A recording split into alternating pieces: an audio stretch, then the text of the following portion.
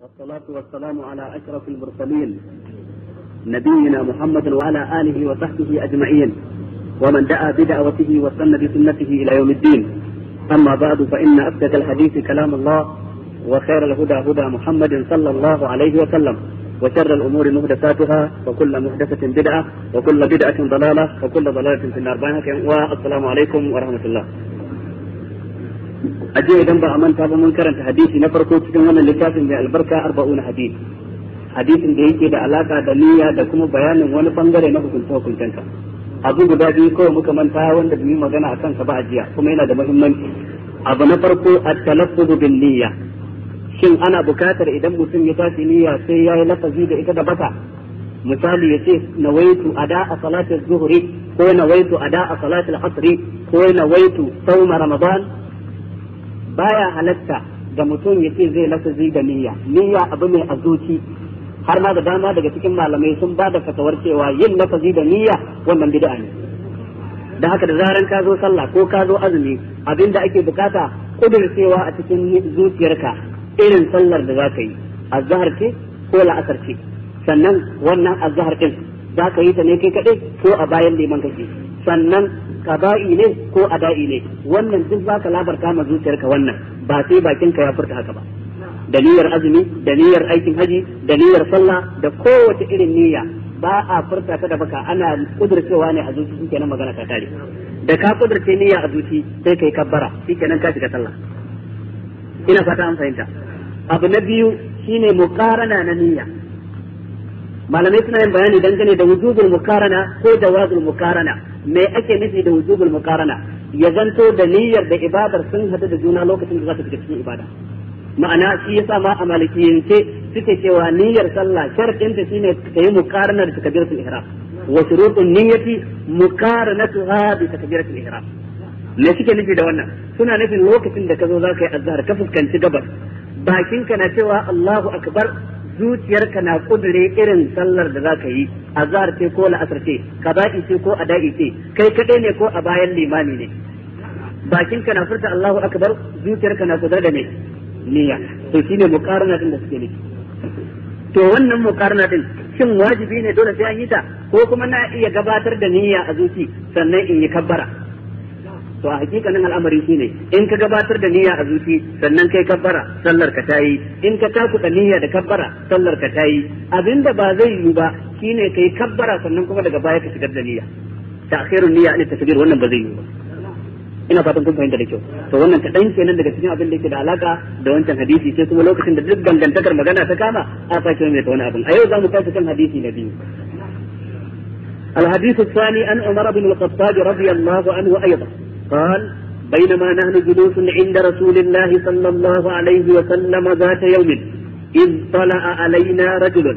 شديد بياض الثياب شديد سواد الشعر لا يرى عليه أثر السفر ولا يعرفه منا أحد، حتى جلس إلى النبي صلى الله عليه وسلم فأسند ركبتيه إلى ركبتيه ووضع كفيه على فخذيه وقال: يا محمد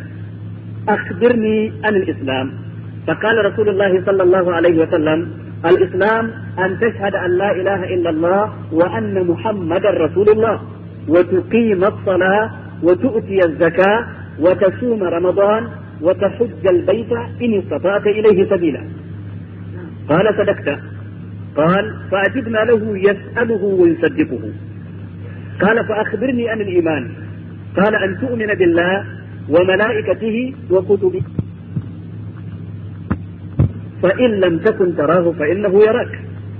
قال: صدقت. قال: فأخبرني عن الساعة.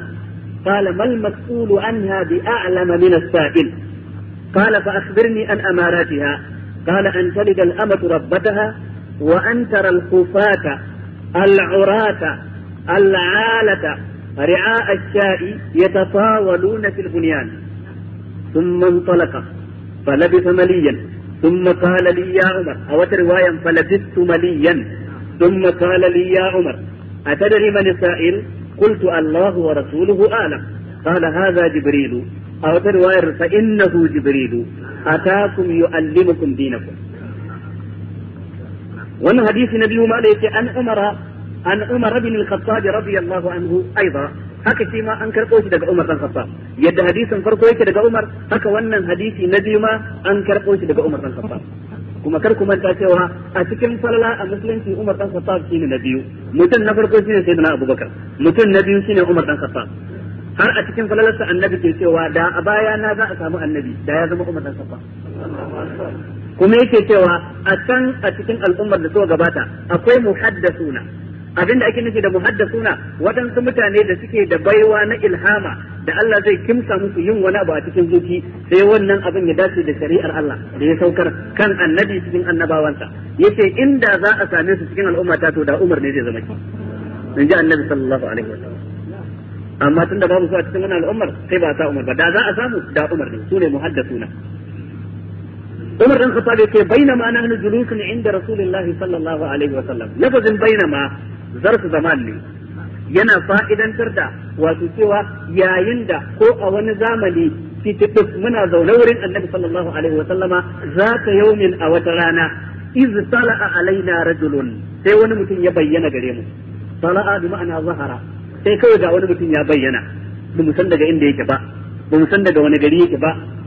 wannan mutum da ya bayyana ga sifofinsa shadidu bayadu siya yana da tsananin wato ainihin farin tufafin fari kal da shi shadidu sawadi shi'ari yana da tsananin bakin gashin kansa baki wuluk babu kunsura tare da shi la yura alaihi asaru safar kuma ba a ganin alamun tafiya tare da shi asar bi ma'ana alama ba a ganin alamar tafiya tare da shi alamar tafiya ku shine a ga gajiyawa tare da kai inda gane sa kake a ga kura tare da kai inda gane sa kake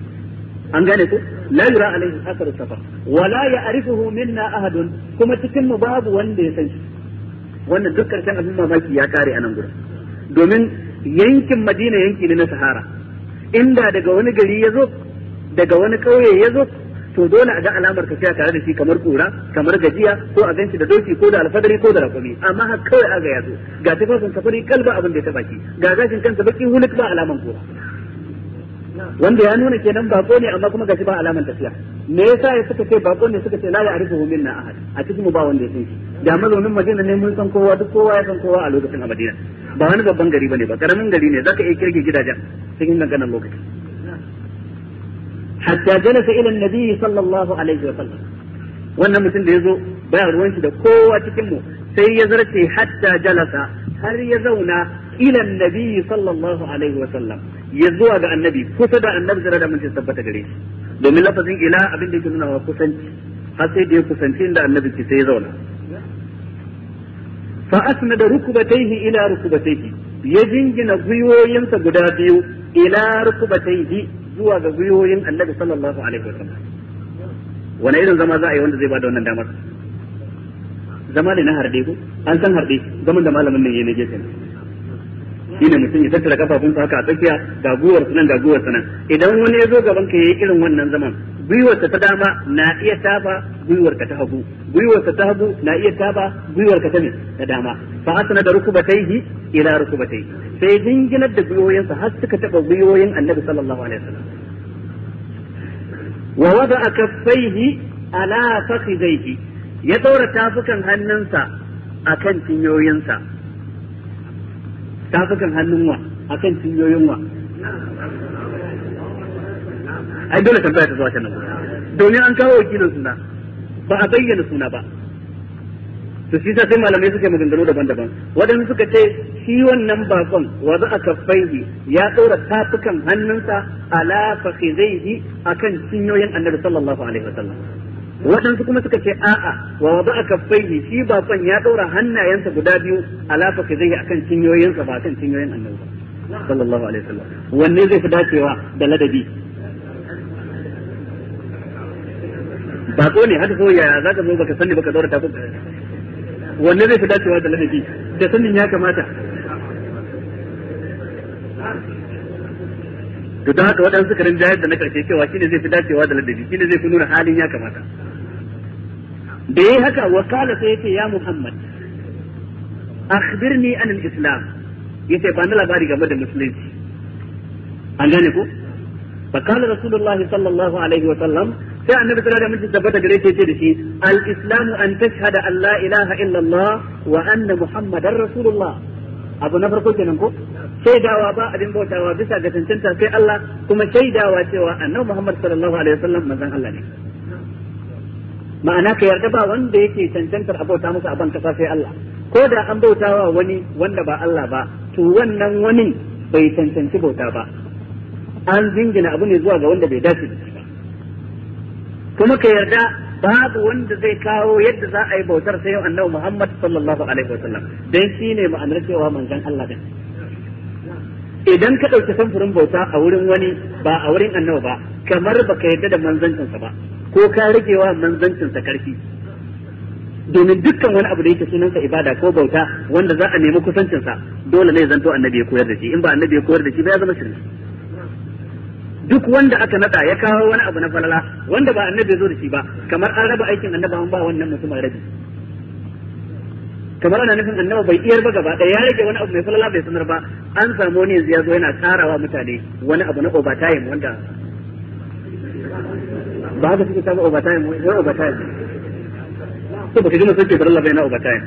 yanzu ya halatta ma'aikaci da aka yi agreement da kai ka rubuta takarda aka baka fam ka cike kai yadda ka sa hannu zaka zo karfe 8 ka tashi karfe 3 sai zanto ka ki zuwa wannan lokacin na karfe 8 ka tashi 3 kila baka zo ba sai 9 ko 10 sannan kuma ka zo ka je karfe 6 kuma kana bukatan wannan awa 2 da ka tsara ko awa 3 a rubuta maka overtime a baka kudi na overtime aikin na farilla baka yi ba amma kana neman me ko ka ci zuwa gaba daya aikin farilla 8 zuwa 3 baka zo aiki ba gaba daya sai ga karfe jira office kuma kai claiming din cewa sai an baka me kudin ka na overtime idan ma'aikaci ya haka yayi dabara yaya annabi zai zo da abu duka ji karba har wani ya kawo maka falala da sunan overtime a takaice dai shaidawa annabi Muhammad manzon Allah ne wannan yana nufin ka bi shi sau da kafa cikin duk abin da zo da shi sai yasa wadansu malaman suka ce wannan ya kunshi ma'ana ne guda 4 abu na farko sa'atuhu fi ma amara abu na biyu tasdiquhu fi ma akhbara abu na uku ijtinabu ma naha anhu wa zagara abu na 4 wa alla yu'bada Allahu illa bima shara sa'atuhu fi ma amara yi masa da'a cikin duk abin da ya zo da shi abinda duk yayi umarni ka bi wa ma atakum ar-rasul fakhuzuhu abu na biyu tasdiquhu bima akhbara abinda duk annabi ya bada labari imma na da ya taɓa faruwa ko abinda zai faru nan gaba a farfajiyar kiyama na labarin wuta da aljanna dole mutum ya gaskata shi ko abin ya dace da hankalinka ko bai dace da hankalinka ba ko abin ya dace da tunaninka ko abin bai dace da tunaninka ba abu na uku ijtinabu ma naha anhu wa zajar ne santar duk abin da annabi yayi tsawa yace a rabu da shi to a ne sanci wannan abin abu na hudu wa alla yu'badu Allahu illa bima shara'a kada a bauta ta ma Allah sai abin da annabi sai da abin da annabi ya zo da shi yanzu wannan yanzu za ku je jihadi wata rana ja ba dai duka fasa musallaci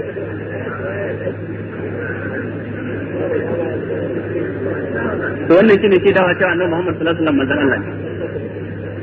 sannan wa tuqima salat tsayar da sallah ku shine sallatan ta a lokacin ta da kiyaye sharuɗan ta da dokokin ta sannan kuma wa tu'ti zakka mutum ya bayar da zakka ta wajibi sannan kuma azantar Ramadan sannan kuma haji ga wanda ya sami ikon zuwa lokacin da annabi ya bashi ansa kan wannan kana sadakta sai ce kai gaskiya to wannan abun mamaki na biyu domin abin mamaki na farko ga wani mutum wanda bai san shi ba an gane ko ga farin tufafi ga bakin gashin kai ba wani alaman tafiya kuma ba a Madina yake ba dan ba su san shi ba amma ga ya zo wurin annabi to daga ina yake kaga wannan abin mamaki ne abu na biyu galibi idan nayi tambaya ina yin tambaya ne dan ban san abin ba amma idan nayi maka tambaya ka bani ansa sai nace ka faɗi gaskiya wannan me yake nuna ba na san abin tun kafin in tambaye kala sadaqta yace kai gaskiya cikin abin da ka faɗa kala Umar dan Khattab yace fa ajibna lahu sai muka yi mamakin sa la anan wurin ma'ana ne yani fa ajibna minhu shine ma'ana fa ajibna lahu domin lafazin ajiba yana yin ta'addi da min qalu ata'jabina min amri Allah rahmatullah amma nazurin yayi ta'addi da la fa ajibna lahu sai muka yi mamakin sa yas'aluhu wa yusaddiqu yana tambayar shi kuma yana gaskata shi wanda ga al'ada mai yin tambaya bai san abin da za a faɗa masa ba ballan kana ce gaskiya ne ko ba gaskiya ba da yan faɗa din amma matukar ya gaskata abin da aka faɗa wannan ya nuna kafin ya tambaya ya san me yake tambaya kai sannan ya sake kala sannan ya ce da shi fa akhbirni an al-iman ba ni labari game da imani menene imani قال في النبي صلى الله عليه وسلم أن تؤمن بالله وملائكته وكتبه ورسله واليوم الآخر وتؤمن بالقدر خيره وشره. أبو نووي كرجع أبو بيقول أن تؤمن بالله وملائكته وكتبه ورسله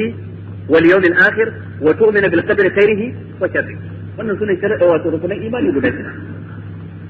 Yarda da wannan shine yarda da rukunin imani guda shida. Farko imani da Allah. Na biyu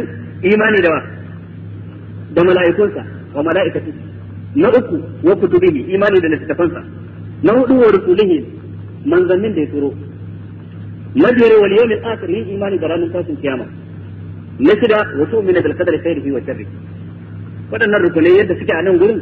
haka kuma suka zo a cikin ayoyin alqur'ani. A wani wuri an kawo biyar, wani wuri aka kawo daya. Ayin laysal birra an tuwallu wujuhakum qibala al-mashriqi wal maghrib. sai Allah ya ce walakin al-birra man amana billah wal yawmil akhir wal malaikati wal kitabi wan nabiyyin. Nawa kenan? Biyar. Saura nawa? Saura daya. Shine can cikin suratul qamari, inna kulla shay'in khalaqnahu biqadar wa ma amruna illa wahidatun kalamhin bil basar. Rukunin imani guda suke da kida. Imani da Allah kuwa yana da bangarori guda uku. Imani da shi ta fuskar rububiyya, imani da shi ta fuskar uluhiyya, imani da shi ta fuskar al-asma' wa sifat.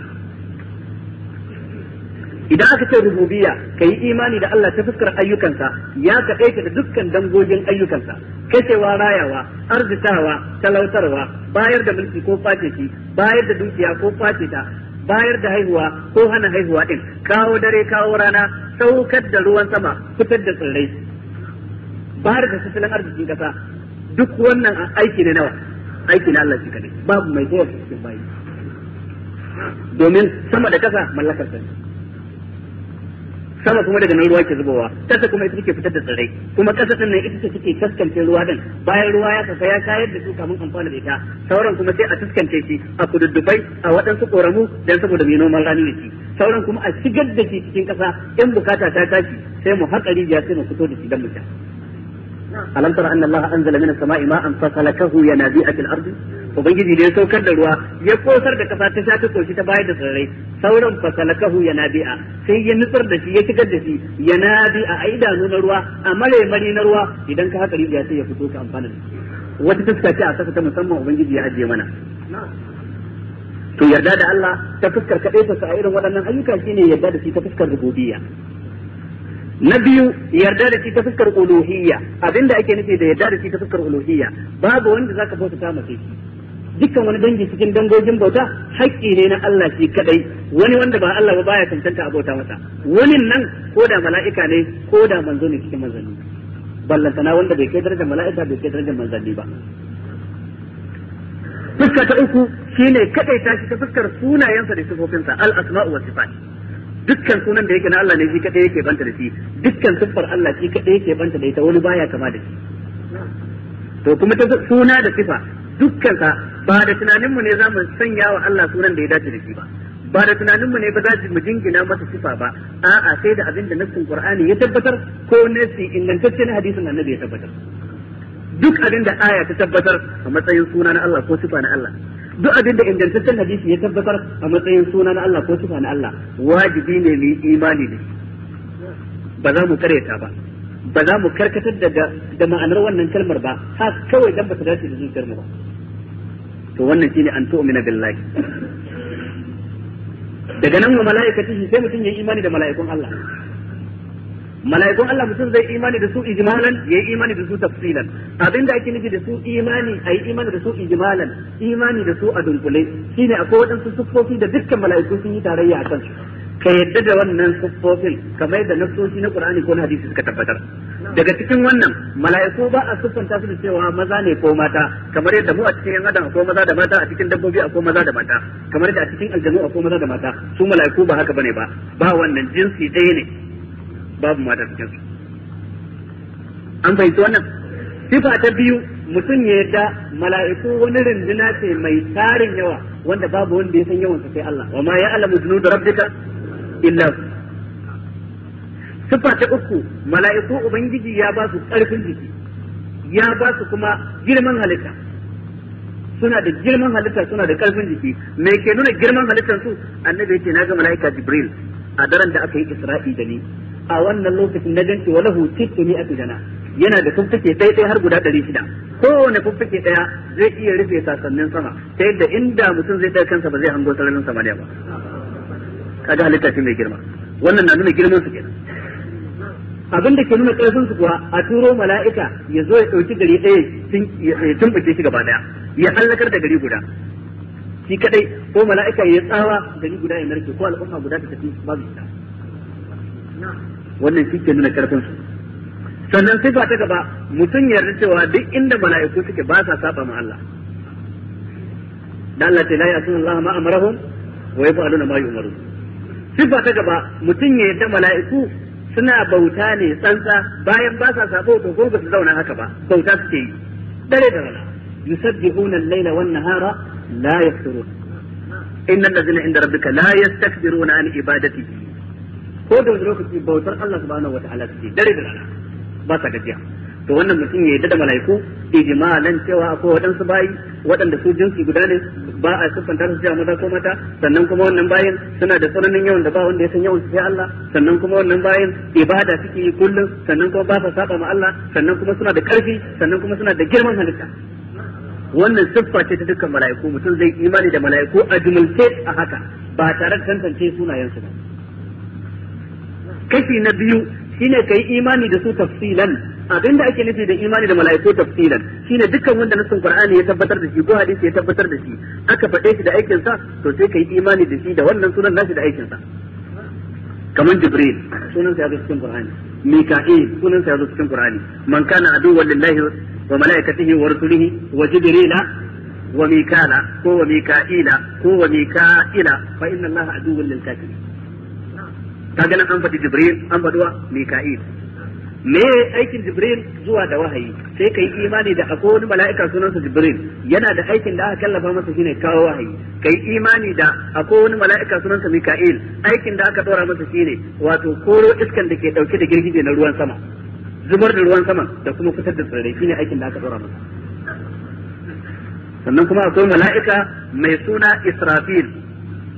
Menene aikin Israfil? Shine busa a cikin kaho a ranar tashin kiyama. Idan ya busa kowa zai mutu, sannan ya sake yin busa a farfado.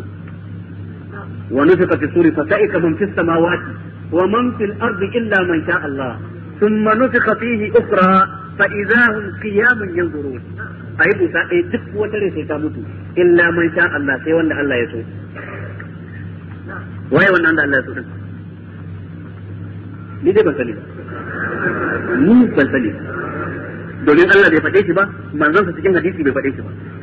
Duk abin da malaman tafsiri suke kokari su ce ai Jibril ne, ai annabi wane ne, a shehu wane ne, wannan duk ba ya da asali, ba nassi akan sa na Qur'ani ko na hadisi. Shi yasa Ibn Taymiyyah ke cewa ka jingina ilimi zuwa ga mai ilimi, in baka sani ba dole ne sai ka faɗa ba. Ban sani ba shi kenan magana ta kare. Ba a iya sani sai ta hanyar wahayi, ba wani wahayi ingantacce da ya sanar da cewa ga wannan din. Duk abin da zaka faɗa ga sole, inna zanna la yughni min al-haqqi shay'a.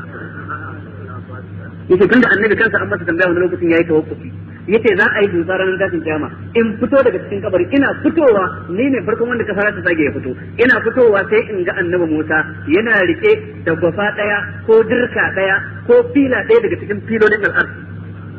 Yace to ban sani ba, shin an farkar da shi ne kafina ko kuma shi dama da aka dusa da mutu ba, an sakanya masa da sumar da ya a gidan duniya lokacin da ya je maganin Allah. Aka bayyana da hasken Allah kan wani dutse, dutsen ya rike annabi Musa ya fada sumun ne ko? Yace to ban sani ba, shin an farkar da shi ne kafina ko kuma shi dama tun bai mutu ba? Annabi kansa yace bai sani ba. Kai dole sai ka sani a nan gurin? Dole sai ka sani. Sai kai juru tunda ba wahayi kai. Wannan mala'ikar da wannan buta shine wa Israfil. Wannan sunan sai ya tabbata a cikin hadisi riwayar Muslim. Annabi yana yin sallan dare, a cikin sallan dare yana du'aul istiftahi. Bayan yayi kabbara sai ce Allahumma rabb Jibril wa Mika'il wa Israfil fatir as-samawati wal ardi alim al-ghaybi wash shahadati anta tahkumu bayna ibadika fima kanu fihi yakhtalifun اهدني لما اختلف فيه من الحق بإذنك إنك تهدي من تشاء إلى صراط مستقيم. wannan shine abin da annabi ke bude sallan dare da shi sannan ya isti'aza ya yi bismillah sannan ya kama karatun fatiha ya gama sannan ya karanta surar da yake so ya karanta a sallan dare ko yau zaka yi ya halatta kai wannan sunna ne kai wannan الشاهد أتكي يأتي رب جبريل وميكائيل إسرافيل كذا سنن سازو أتكين حديث sai mala'ikan mutuwa wannan sunansa malakul maut ko da alqur'ani a cikin hadisi ma na bukhari da muslim sunansa malakul maut hadisin da yake cewa sunansa azra'ilu bai tabbata ba hadisi ne mai rauni dan haka sunansa malakul maut qul yatawaffakum malakul maut alladhi wukila bikum haka hadisin bukhari da muslim ma haka suka ce fa ja'atihi malakul maut sai mala'ikan mutuwa ya zo wa mutum lokacin da ya karɓi ransa kenan dan haka ba wani suna azra'ilu daga nan sai malik mala'ikan da ke tsaron wuta wa nadaw ya malik li yaqdi alaina rabbuk qala innakum makithun laqad ji'nakum bil haqq walakinna aktharakum lil haqq karihun to kaga wannan duk sunayen sa ya tabbata ta fuskar nasu daga nan akwai munkar akwai nakir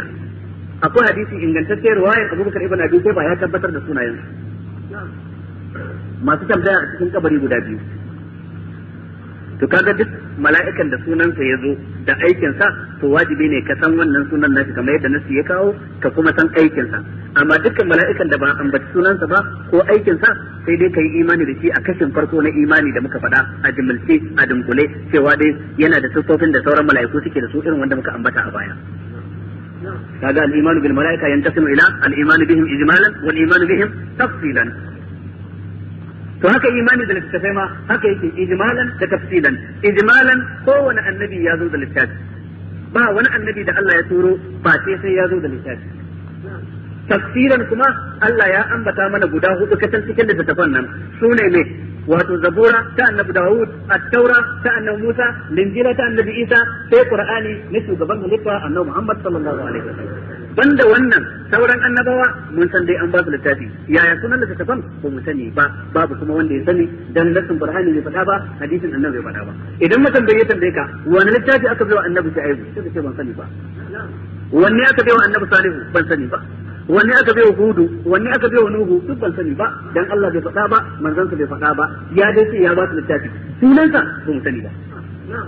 ba kuma a wajabta min in sani din ba da ana so in sani sai a saukar da aya ko a yi bayani cikin hadisi dan in sani tunda aka kyale ba a so in sani sai in kame bakina kar in ce sai na gano sunan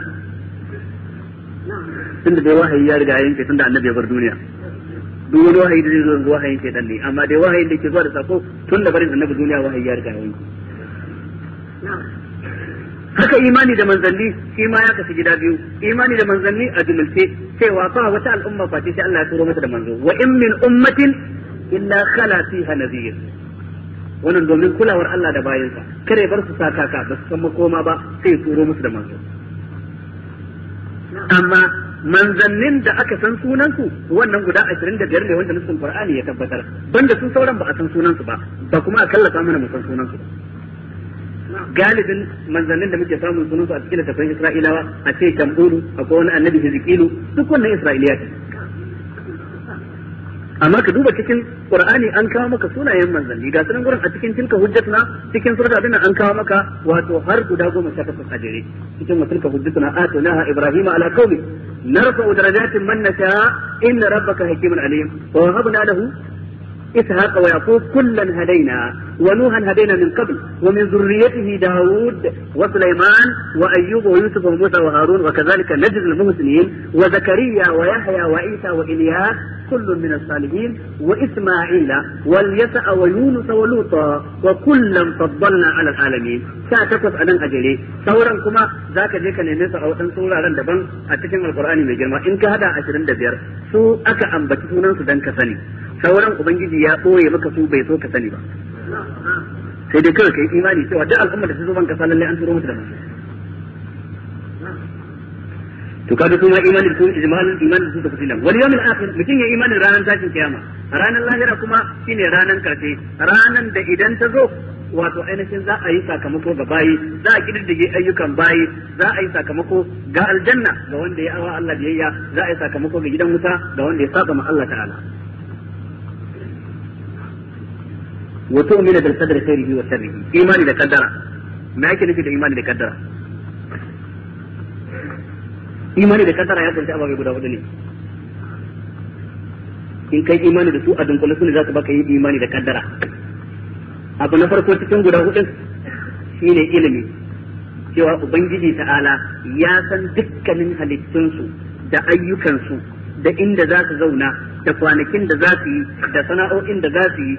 tun kafin halittansu ya san da wannan.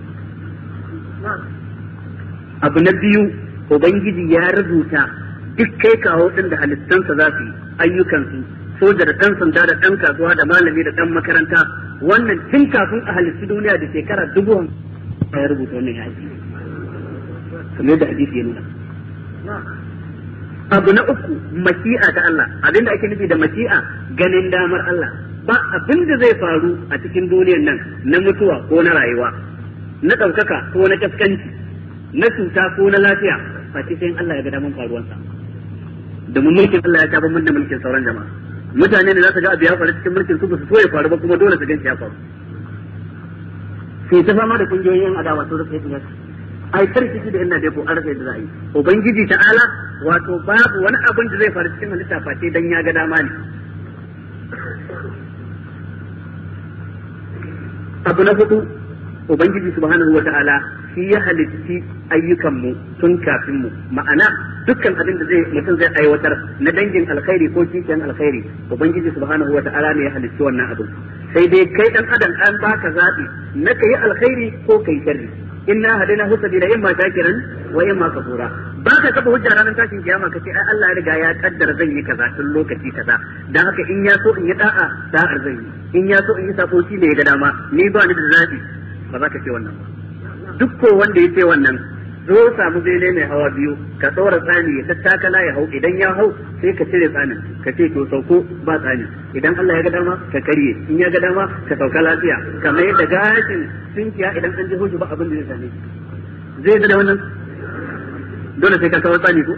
sai ka kawo lifta ko sannan ya je sauko. To dan ne zai ke bauta Allah kuma kansa yayi sabo ya ce wa Allah ne ga damar yi. In yazo zai ci abincin safe hana shi, abincin rana ka hana shi, yake yunwa nake ji, ai Allah ga dama za ku ba zai da wannan ba ko.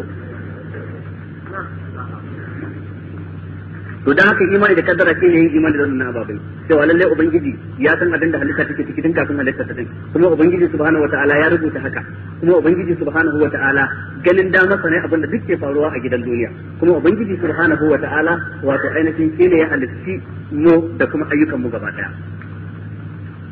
To a nan gurin wajen an tu'mina bil qadri khairihi wa sharri, wato alkhairi da sharri ba a jingina ma Allah subhanahu wa ta'ala sharri, ko da lokaci ana jingina ma Allah alkhairi ne.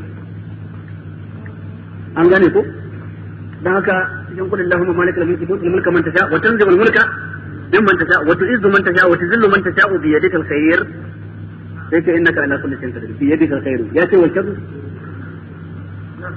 Haka dukkan wani dangi na alheri sai da Annabi Ibrahim ya jingina ma Allah ta'ala. Duk wani abin da ke alkhairi ne, amma da yazo sharri bai jingina masa ba.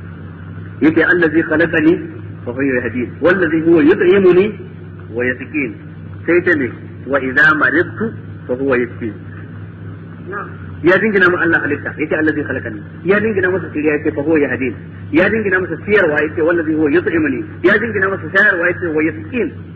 Amma da yazo cuta bai ce ba wanda ya cutar da ni, sai yake wa idza maridtu inna yarikin lafiya fa huwa yahdin. Ba huwa yashfin, shi ne zai warkar da ni. Bai yadda ya dingina masa ne ba cutar. Haka cikin kisar Khidir a cikin surtul Kahf,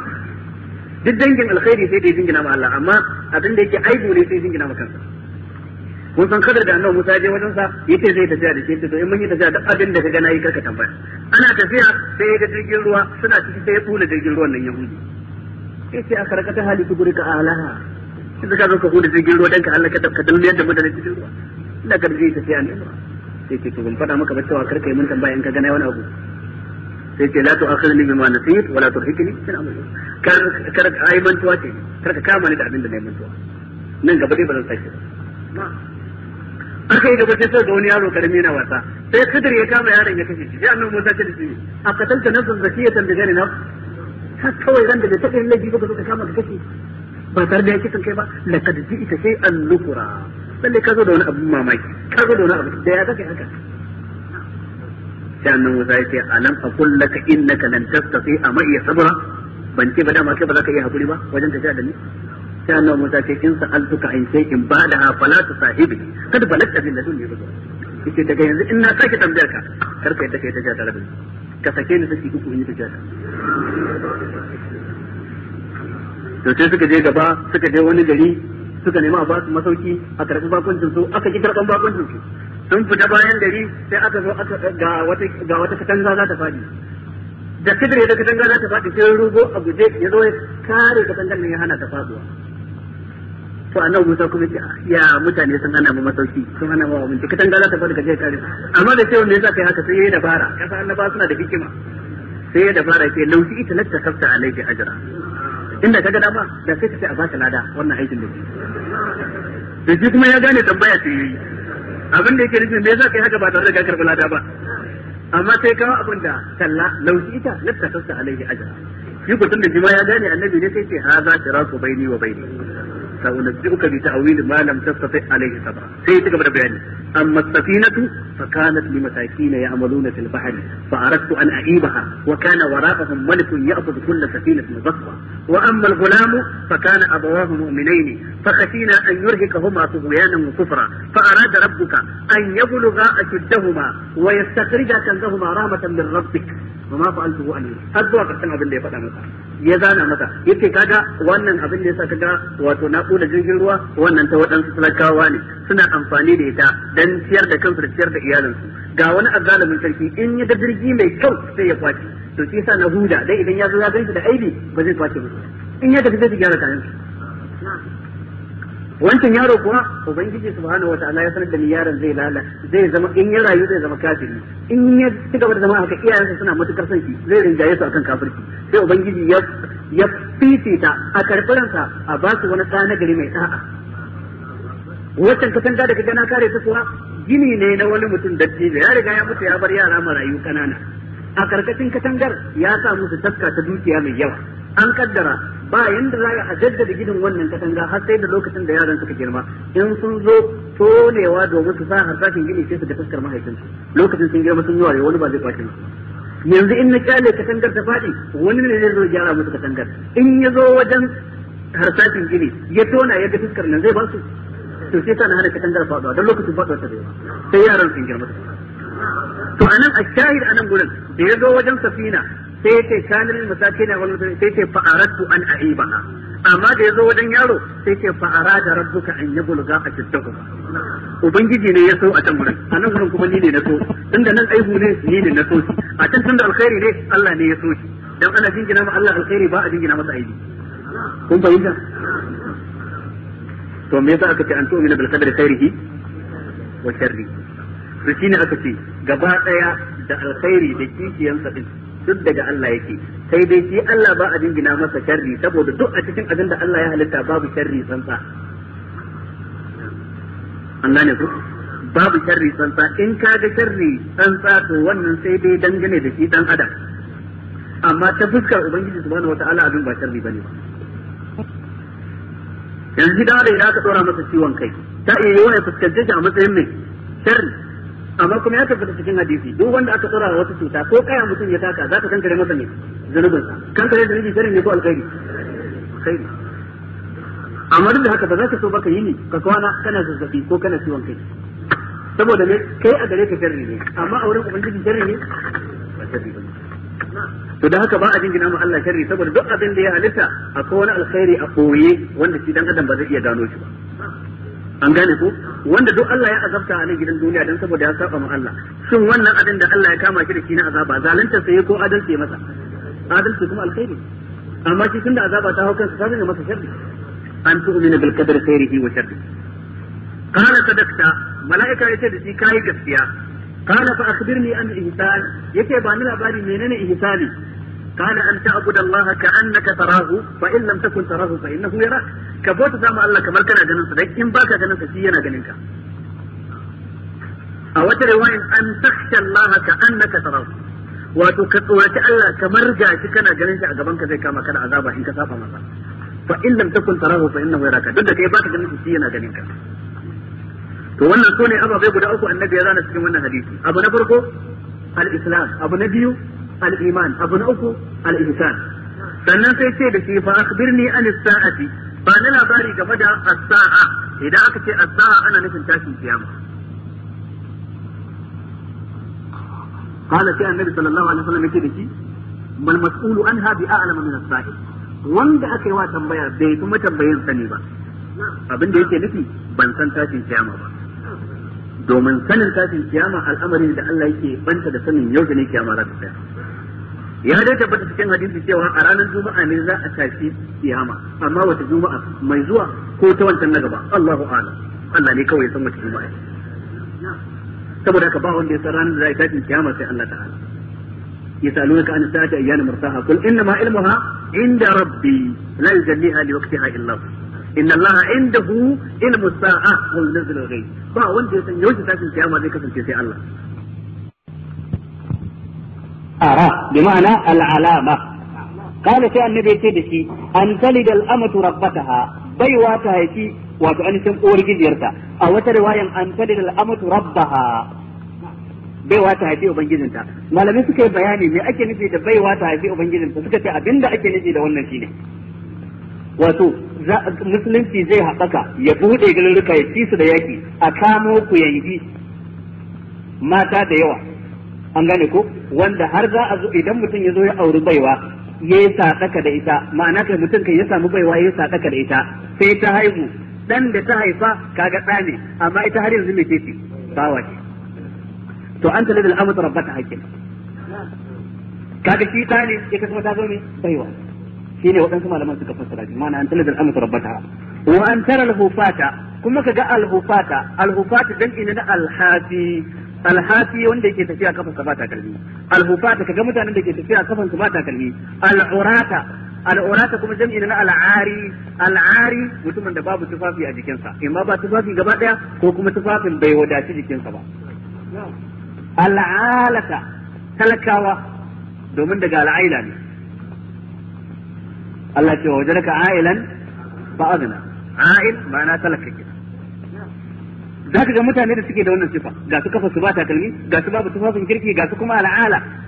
Ri'a ash-sha'i, masu kiwon awaki, ma'ana har ma ba su kai yadda za su mallaki raƙuma ko shanu ba sai awaki. Saboda talakawa ne. Za ka ga irin waɗannan mutane da karshe sun zo ya tafawalu na filbuniyani, suna gasar tsawaitawa filbuniyani wajen gini.